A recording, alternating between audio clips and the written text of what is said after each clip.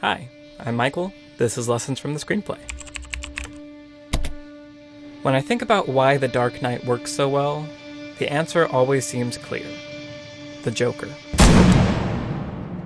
Good evening, ladies and gentlemen.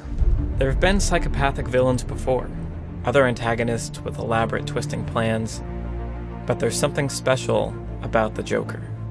But putting the Joker character into a movie clearly does not automatically make it great. So what's special about the Joker and The Dark Knight? Is it just Heath Ledger's excellent performance? Yeah. Or is there something more going on? Today, I want to investigate this, to examine the function of an antagonist in a story, and break down why the Joker is the perfect opponent for The Dark Knight.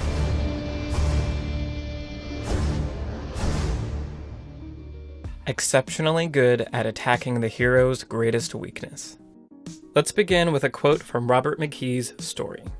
A protagonist and his story can only be as intellectually fascinating and emotionally compelling as the forces of antagonism make them.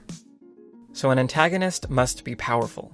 The more powerful, the harder the struggle for our hero, and the harder the struggle, the more compelling the story. But that's a little vague.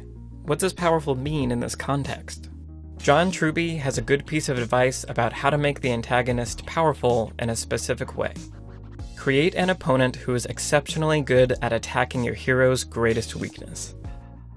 The Joker is exceptionally good at attacking Batman's greatest weaknesses. Much of Batman's power comes from his ability to intimidate, from his physical strength. And the Joker delights in creating situations that nullify Batman's strength, like when he's captured Rachel and Harvey Dent. Where are they? You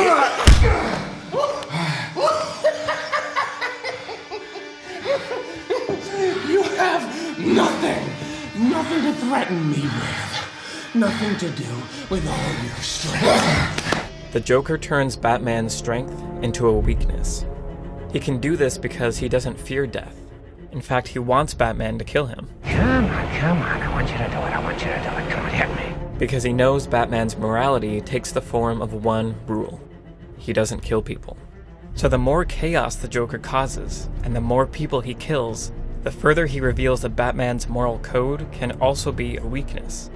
Because the only way to truly stop the Joker is to kill him, something Batman can never do.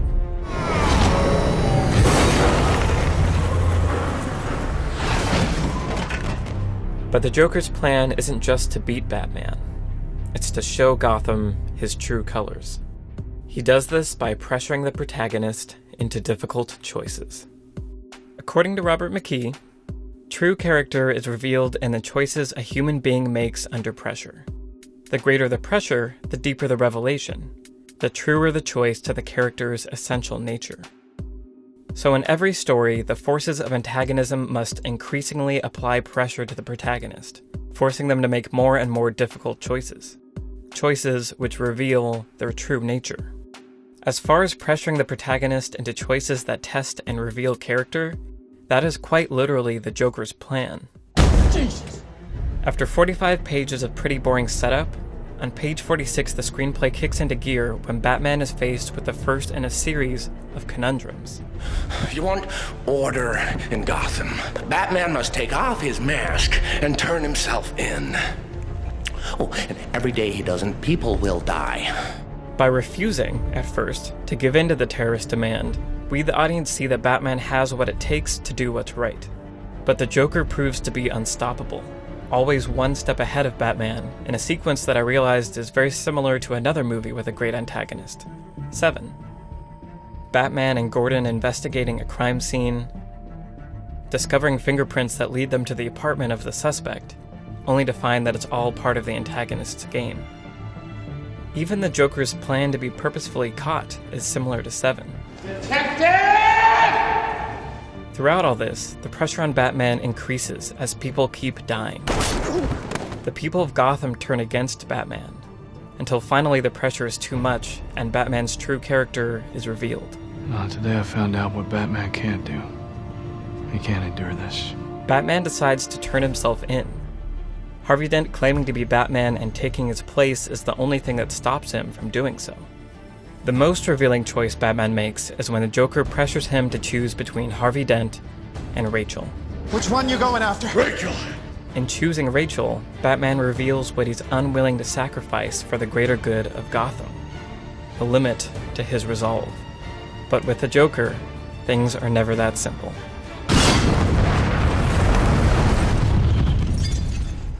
Throughout the film, the Joker forces Batman into choices that reveal who and what he cares about when the pressure is really on.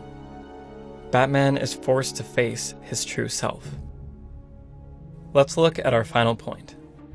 Competing for the same goal as the protagonist.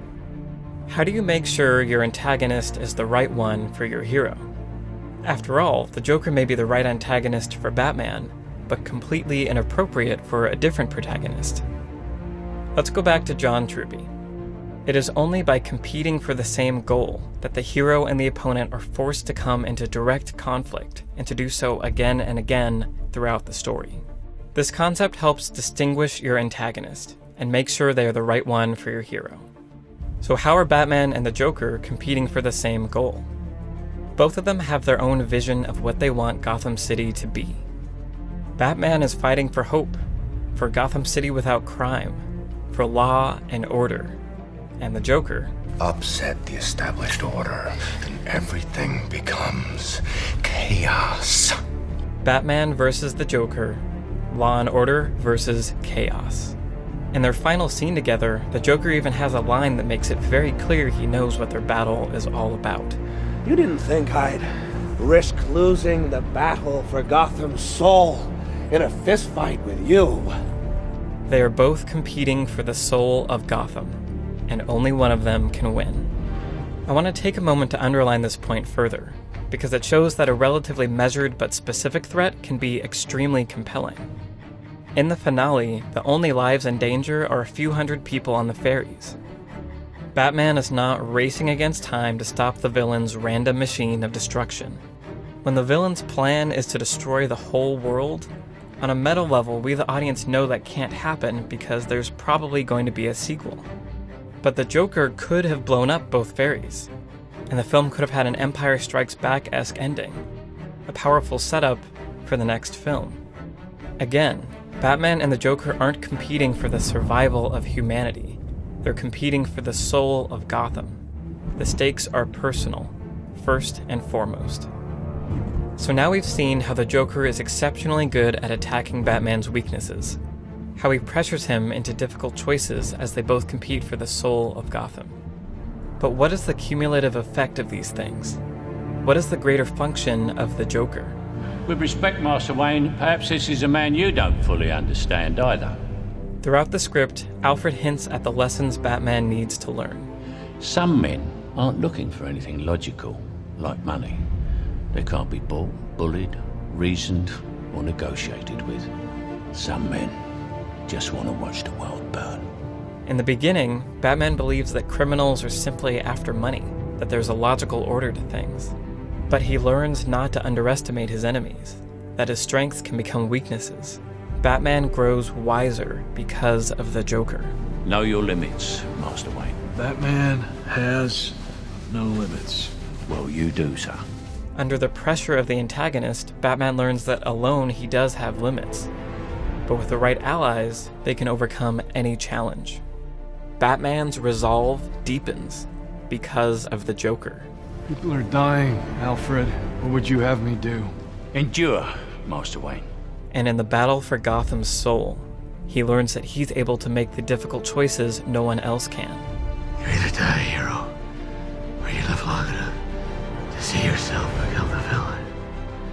I can do those things, because I'm not a hero. I'm whatever Gotham needs me to be. Batman becomes the Dark Knight because of the Joker.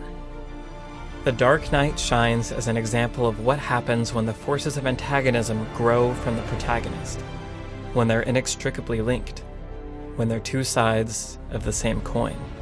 The Joker isn't a great villain because he has an insane laugh and acts unpredictably. He's great because he has a profound and specific effect on the story and on the protagonist. I think you and I are destined to do this forever. The Joker is the perfect antagonist for the Dark Knight.